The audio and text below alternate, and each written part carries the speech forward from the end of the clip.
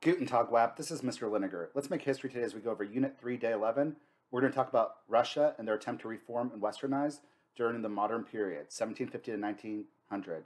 But let's get started with our daily punishment.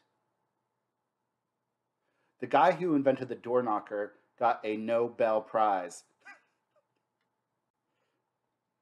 Key terms for today: intelligentsia, Decembrist uprising, Nicholas I, Alexander II, Pan-Slavism, Russo-Japanese War, Crimean War, the Emancipation of the Serfs, Count Witte, Marxism, Revolution of 1905, Duma, the Great Game.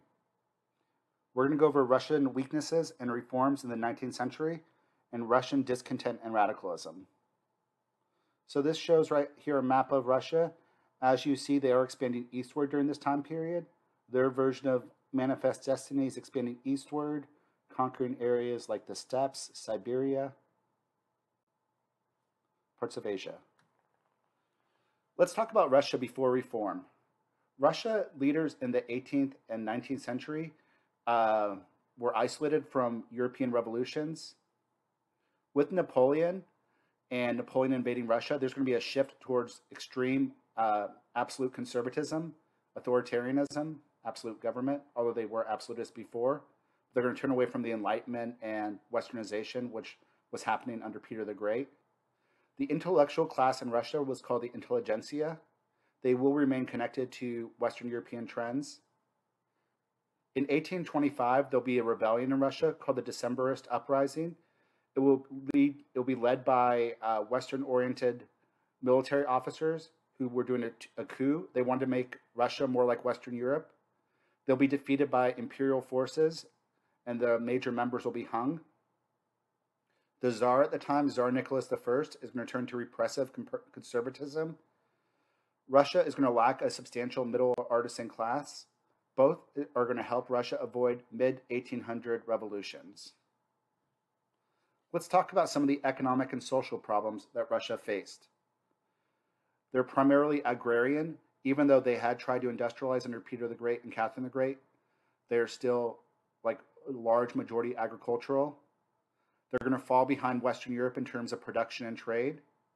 One of the wars that shows how far behind Russia is in terms of technology and military power is the Crimean War. The Crimean War was fought by Russia versus France, Britain, and the Ottoman Empire.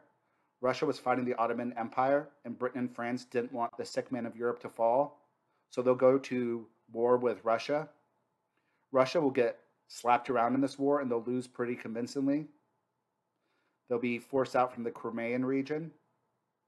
This is going to convince the Tsar at the time, Alexander II, that reform is going to be needed. And this little land right here, the Crimean Peninsula, is some of the land they're going to lose and not be allowed to build a navy in that area. Other problems the Russians faced was the problems with serfs/peasants. Some people thought serfdom should end. They thought a freer labor force could increase profitability. If you're a serf, you really have no reason to work extra hard. There will be peasant rebellions in the 1850s, which will stimulate the movement for reform. So in 1861, Alexander II, who was the great reformer out of the Russian czars, is going to emancipate or free the serfs. The freed serfs are going to get most of the land. However, the aristocracy will retain most political and economic power. The serfs will still remain tied to the village. They're peasants now. It will produce a larger urban labor force. It will not stop the problems with the peasants. They didn't get political power, and they got very little economic power. So there's going to still continue to be peasant uprisings after this and peasant distrust. So it did not solve the problem.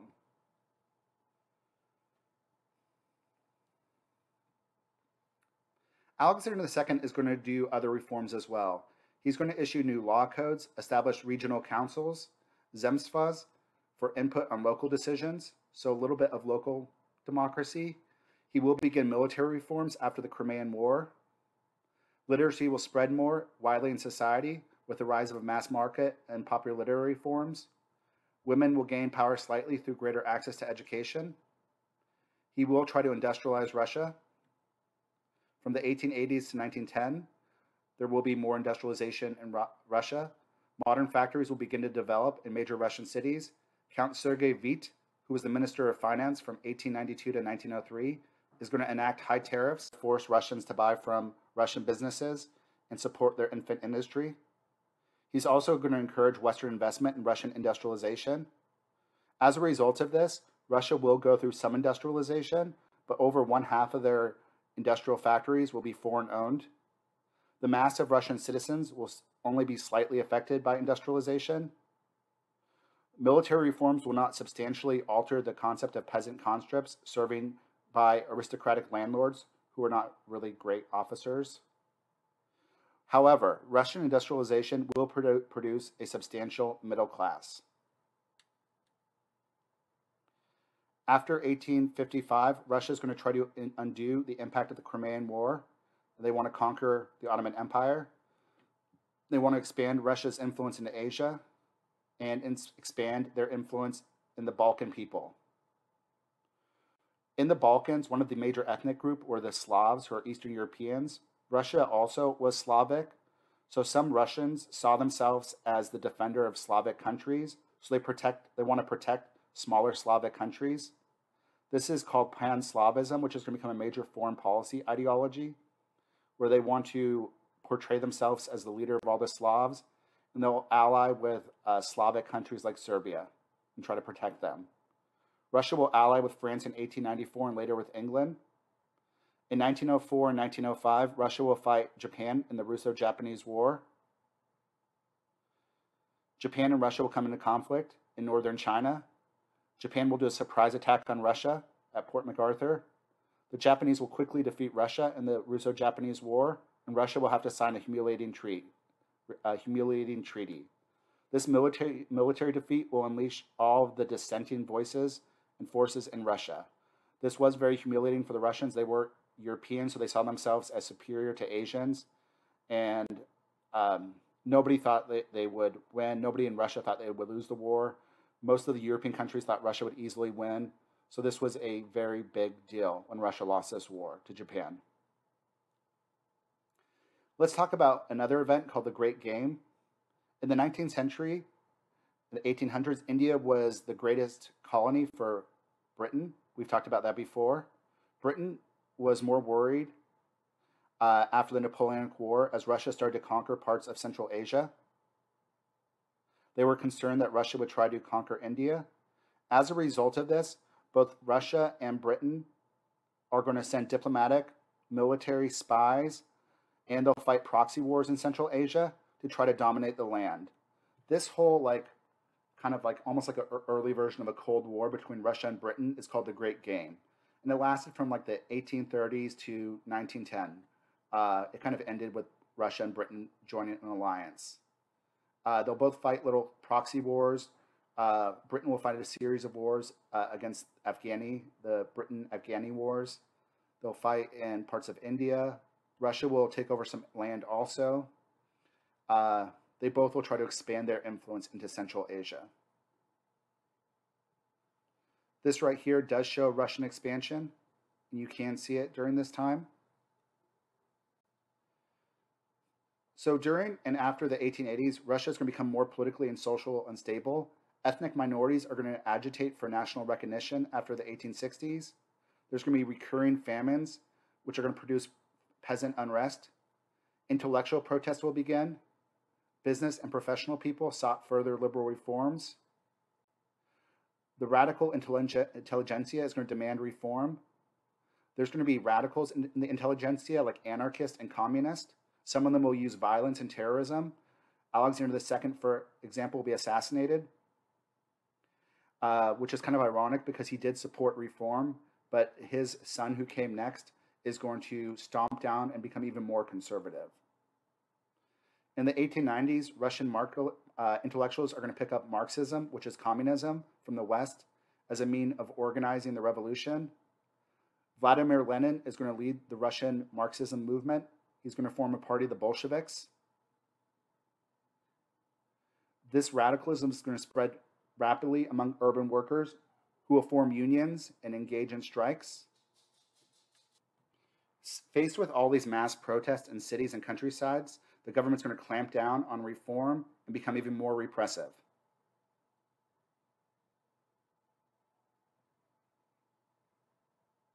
So, what we're going to have is the Revolution of 1905.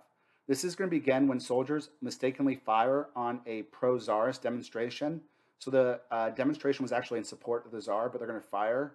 This is going to lead to a mutiny of soldiers and sailors who will mutiny at the end of the Russo Japanese War. Urban workers are going to produce widespread strikes, and there'll be peasant revolts all across Russia. At first, Tsar Nicholas II is going to try repression. This will fail. Then he's going to offer reforms. He's going to offer to create a legislative branch, the Duma. He'll allow for multi-party systems, and he'll allow for a constitution. Minister Stolypin is going to enact these reforms. He'll offer lighter burdens for the peasantry. He'll offer peasants a place in village councils, and he'll allow peasants to accumulate more land. However, once the revolution of 1905 kind of lost traction and people stopped protesting and rebelling, then Tsar Nicholas II is going to go back on all the promises he made, and he is going to withdraw everything he did. New strikes will follow. They won't be as successful, and Russia is going to be very unstable for the next 12 years until the Communist Revolution. So, Russia not super successful with their reforms, probably more than China and the Ottoman Empire, but they're on a precipice right now, and they're about to have a pretty bloody revolution. That's all I got for you for today, kiddos. Until next time, deuces. Deuces, deuces, yeah.